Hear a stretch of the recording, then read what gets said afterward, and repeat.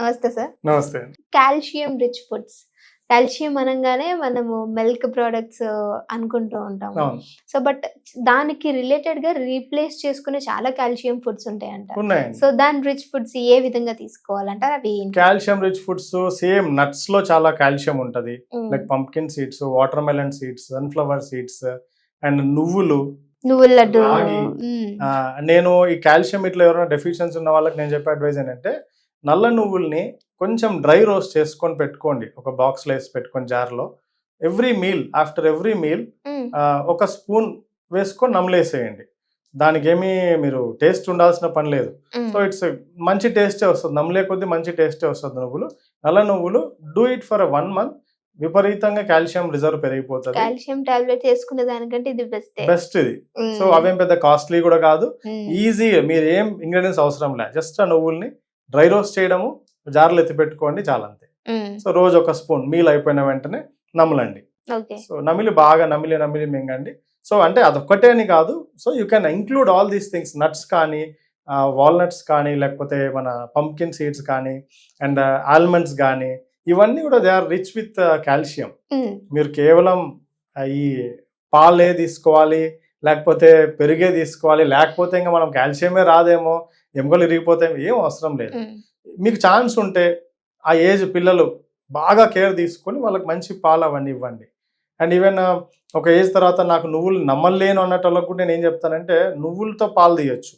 So నువ్వుల్ని బాగా నానబెట్టేసి ఒక 12-13 hours నానబెట్టేసి తీసి బాగా గ్రైండ్ చేసినారంటే పిండితే బట్టలో పాలు వస్తాయి.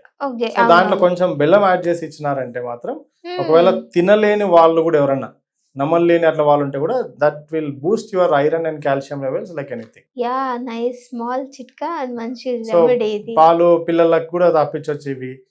అంటే పాలే అడుగుతారు పిల్లలు అనుకుంటే, ఇన్స్టెడ్ ఆఫ్ మీకు నమ్మకం లేదు నా మిల్క్ బయట ఎక్కడి నుంచి వస్తుందేమో అనుకుంటే, బికాస్ సిటీలలో యాక్సెస్ ఉండే వాళ్ళు చాలా తక్కువ, మీ బర్రె పాలు, ఆవు పాలు. So they can do this. Almond milk కావచ్చు, నువ్వుల మిల్క్, రాగి మిల్క్ అట్లనే తీయచ్చు సేమ్ వేలో. ఓకే.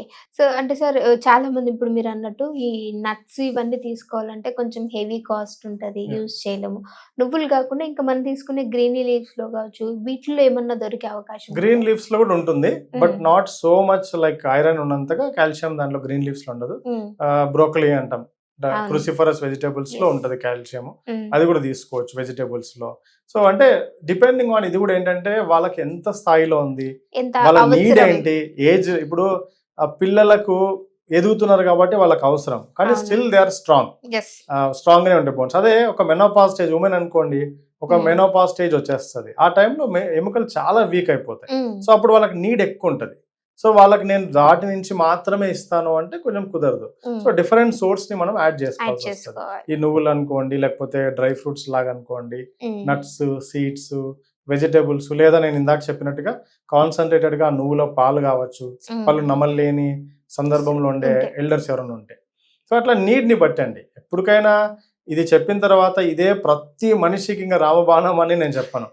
అంటే అదర్ సోర్సెస్ కూడా ఏజ్ ని బట్టి, వాళ్ళ స్పెషల్ నీడ్ ఏమన్నా ఉందా వాళ్ళకు, దాన్ని బట్టి అదర్ సోర్సెస్ ని యాడ్ చేసుకోవాల్సి వస్తుంది. అండ్ సమ్ టైమ్స్ తప్పదు అనుకుంటే నీడ్ ఉంటే టాబ్లెట్స్ లేకపోతే మెడికేషన్, అంటే ఓవర్ గా డౌన్ అయిపోయినప్పుడు అంతే సప్లిమెంట్ కు అట్లా వెళ్లాల్సి వస్తుంది. Thank you so much sir, మంచి ఇన్ఫర్మేషన్ ఇచ్చారు. Thank you.